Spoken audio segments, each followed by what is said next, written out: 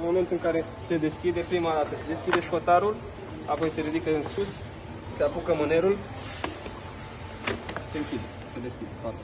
Aici sunt două butoane. Dacă nu se acționează butonul de deasupra, siguranță de deasupra, nu se poate acționa butonul de dedesubt. Amândouă acționate în același timp, se întinde mânerul. Apoi de desubt avem, în partea aceasta, avem un buton, tragem de buton, scaunul începe rotație. S-a fixat. În momentul în care dorim să-l întoarcem înapoi, butonul se mută pe partea cealaltă automat, tragem de buton, se întoarce. El se poate lăsa de asemenea și pe spate, de aici având siguranța aceasta, în mai multe trepte, asta fiind a doua, și așa se lasă pe spate de tot. Parasolarul este dublu, aici există un fermoar, trage de fermoar, parasolarul se dublează.